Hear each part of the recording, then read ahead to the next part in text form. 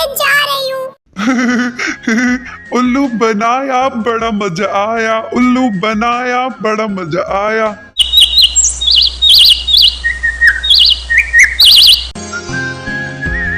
Shweta Singh kids story.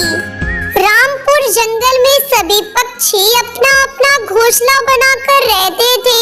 उसी जंगल में टुनटुनी चिड़िया अपनी बेटी गुड़िया चिड़िया के साथ रहा करती थी। टुनटुनी चिड़िया बहुत ही गरीब थी। वो सेठ कालू कौवे के घर पे काम करके अपना गुजारा करती थी। एक दिन टुनटुनी चिड़िया की तबीयत बहुत ज्यादा खराब हो जाती है और वो गुड़िया चिड़िया से कहती है, गुड़िया बेटा तुम घोंसले से बाहर मत निकलना, बाहर बहुत ठंड है। मैं सेठ जी के घर पे काम करने जा रही हूँ। नहीं माँ, आपकी तबीयत तो बहुत खराब है। आज मैं काम पर जाती हूँ, आप घर पे आराम करो। उसके बाद गुड़िया चिड़िया काम पर जाती है। इधर सुंदरी कौवी और कालू कौवा शहर के जंगल जा रहे थे। सुंदरी कौवी अपने बेटे राजू कौवा से कहती है, बेटा हम लोग शहर के जंगल जा रहे हैं, गुड़िया चिड़िया से खाना मांग के खा लेना। वे दोनों शहर के जंगल चले जाते हैं। जब गुड़िया चिड़िया आती है, छोटे मालिक मैं आपके खिलौने से एक बार खेल सकती हूँ? ना बाबा ना, अगर तुझ जैसे गरीब लोग मेरे खिलौने छू देंगे तो मेरा खिलौना गंदा हो जाएगा। ये सुनकर गुड़िया चिड़िया बहुत ही उदास हो जाती है।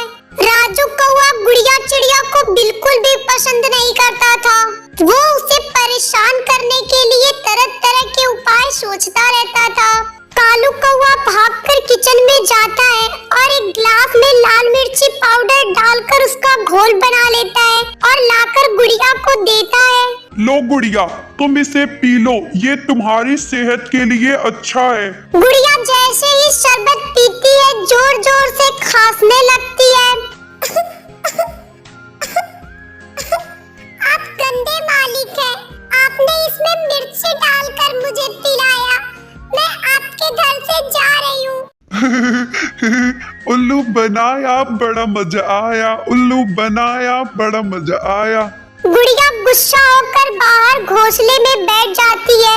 इधर कालू कौवा गुड़िया को आग से डराने के लिए किचन में जाता है और आग से खेलने लगता है। तभी किचन में चारों तरफ आग लग जाती है और कालू कौवा जोर जोर से चिल्लाने लगता है। आग आग, गुड़िया बचाओ मुझे, मम्मी पापा बचाओ मुझे।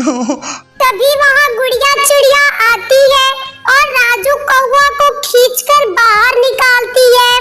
देखते ही देखते राजू कौवा का पूरा घर जल जाता है। थैंक यू गुड़िया, तुमने मेरी जान बचाई है।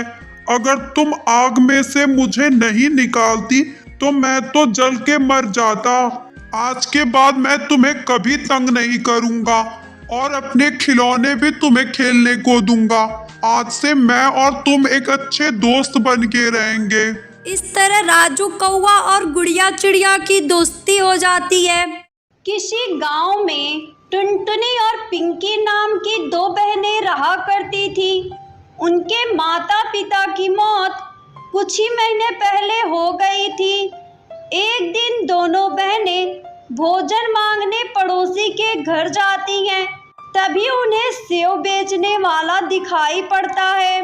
सेव ले लो सेव, मीठे ताजे ताजे सेव ले लो, कश्मीरी लाल लाल सेव ले लो। दीदी देखो ना, सेव बेचने वाला आया है। मुझे बहुत जोरों की भूख लगी है, एक सेव खरीद दो ना। मैं कैसे सेव खरीदूं पिंकी? मेरे पास सेव खरीदने के लिए पैसे नहीं है। तू जिद मत कर और सेव वाला बिना पैसे के सेव नहीं देगा। दीदी आप एक बार मेरे खाते सेव मांग के देखो ना, शायद सेव वाला हमें सेव दे दे। टुनटुनी चिड़िया अपनी बहन के कहने पर सेव वाले के पास जाती है।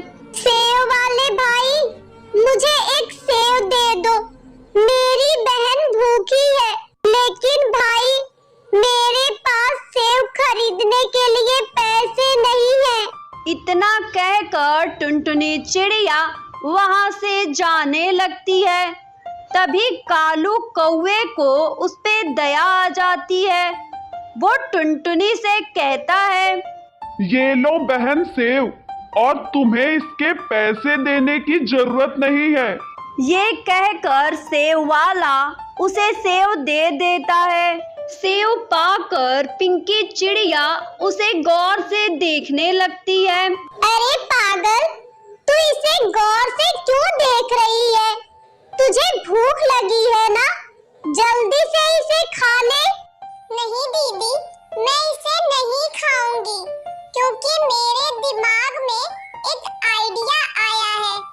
हमारे घर के पीछे जो खाली जमीन है ना, मैं उसमें इस सेव को लगा दूंगी, और जब वो पेड़ हो जाएगा तो उस पे ढेर सारे सेव लगेंगे। फिर हम जब चाहे तब तोड़कर सेव खा सकते हैं। अरे तू तो बिल्कुल पागल है पिंकी, ये सब जादुई दुनिया में होता है, असल जिंदगी में ऐसा कुछ नहीं होता। लेकिन पिंकी चिड़िया अपनी बहन की बात नहीं मानती है। वो सेव ले जाकर मिट्टी में दबा देती है। अगले दिन तो टुनटुनी और पिंकी की खुशी का ठिकाना ही नहीं रहता जब उनके घर के पीछे एक बड़े सेव का पेड़ उग आता है। ये देखकर पिंकी चिड़िया अपनी बहन से कहती है, दीदी दीदी देखो ना, कितना बड़ा पेड़ उग आया है। चलो हम इस फल को तोड़कर बाजार में बेच आते हैं। जब दोनों बहनें फल बेचकर घर आती हैं तो देखती हैं उनका मकान मालिक बंटी कबूतर उनके सारे सामान को बाहर फेंक रहा होता है।